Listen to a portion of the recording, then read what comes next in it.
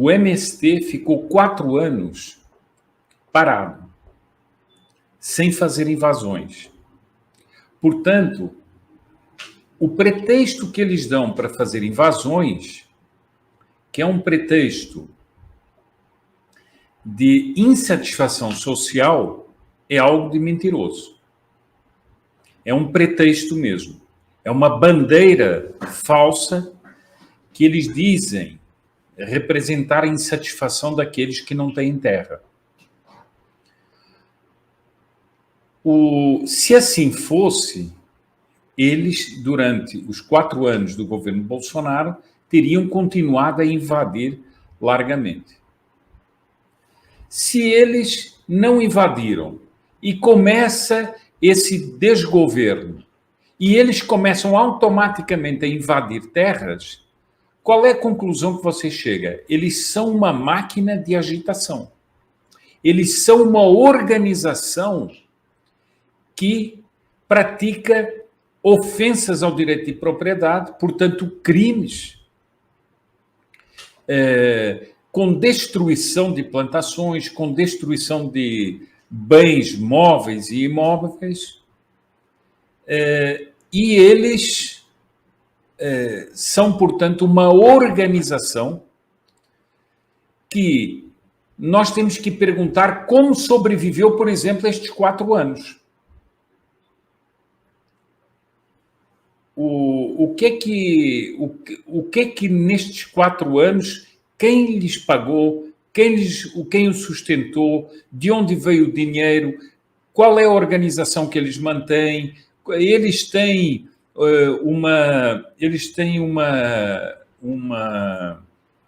um CNPJ, eles não têm CNPJ, quem sustenta os líderes, tudo isso precisa saber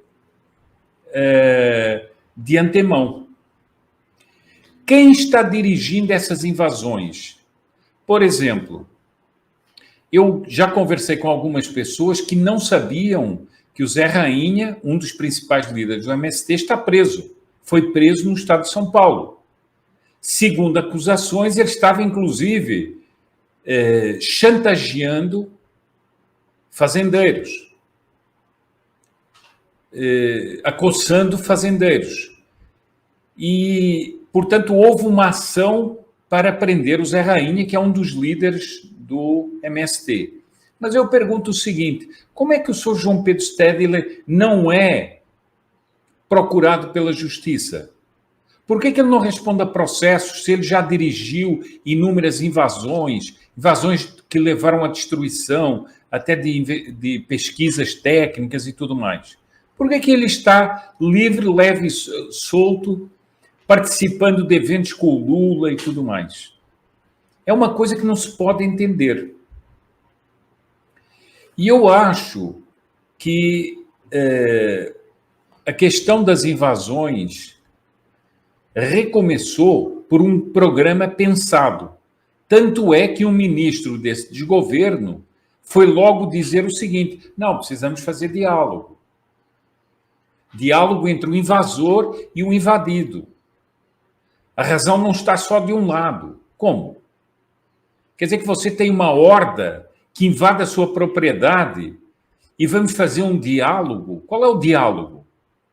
Um respeita a ordem, que é o proprietário, e o outro invade aquela propriedade agredindo o proprietário nos seus direitos, violando a lei, violando a Constituição, e vamos fazer um diálogo? Há, portanto, um script nisso aí. Mas há mais. E algumas pessoas conservadoras começaram a cair nesse engodo. Ah, não, eles estão invadindo propriedades produtivas. Mas como? Quer dizer que eles podem invadir propriedades improdutivas? O que é uma propriedade improdutiva? Quem define isso? É o MST?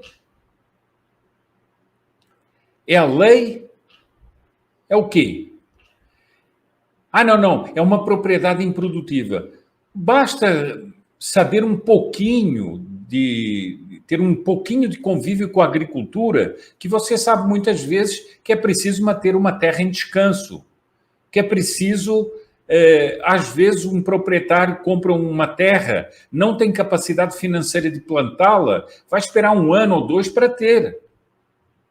Isso é improdutivo por quê? Ou ele não está produzindo porque ele está melhorando a terra, está fazendo alguma coisa. O que é isso?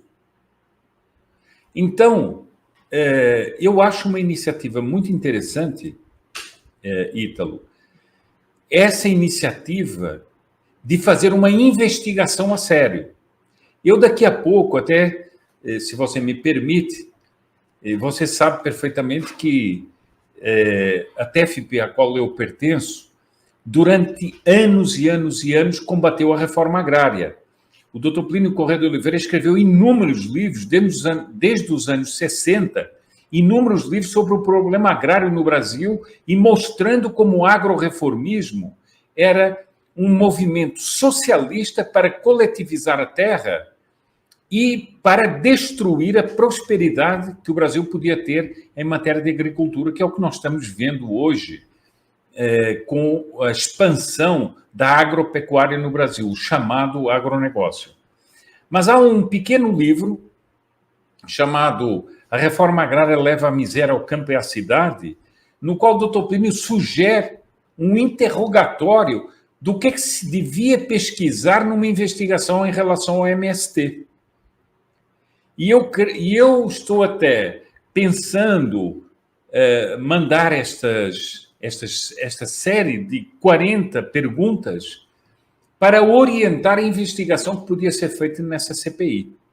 Mandar para algum dos responsáveis. Então, eu creio que é uma iniciativa muito boa. Eu creio que já passou da hora de pôr a carga da lei em cima desses agitadores, dessas hordas de invasores. O que é que... vamos dar um exemplo. Quem é que vai governar a família?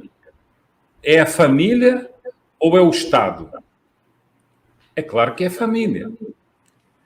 O princípio da subsidiariedade mostra que, define que cada instituição ou cada grupo, por pequeno que seja, que se possa governar a si mesmo, sustentar a si mesmo, ele deve fazê-lo.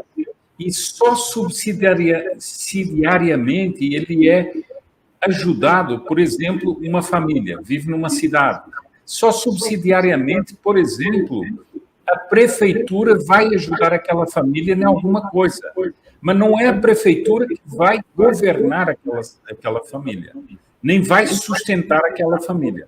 Senão nós estaríamos numa ditadura que não tem sentido. Então, a sociedade que mantém o princípio da subsidiariedade, ela mantém essa autonomia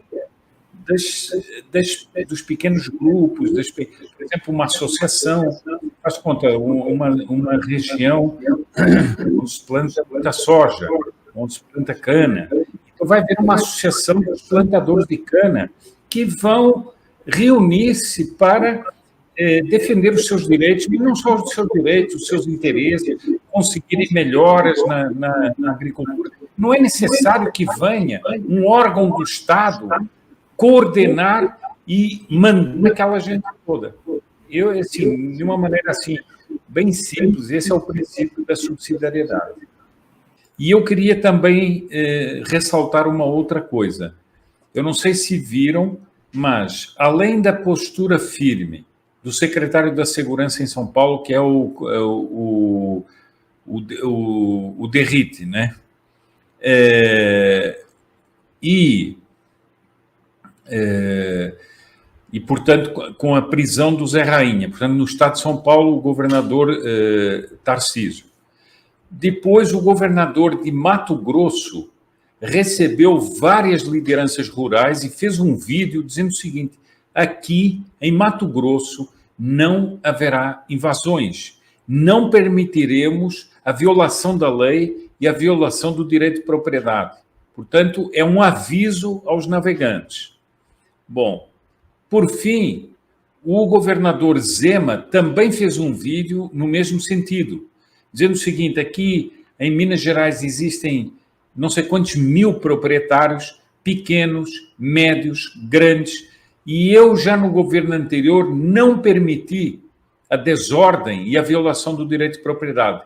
E durante este meu mandato eu não vou permitir isso. Ora,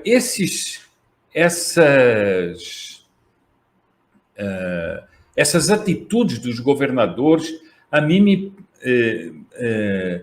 me chamam a atenção pelo seguinte: elas refletem uma inconformidade com o setor produtivo que tem levado o Brasil a recordes espetaculares, tem levado o Brasil a poder fornecer comida não só internamente para o Brasil, mas largamente para o mundo.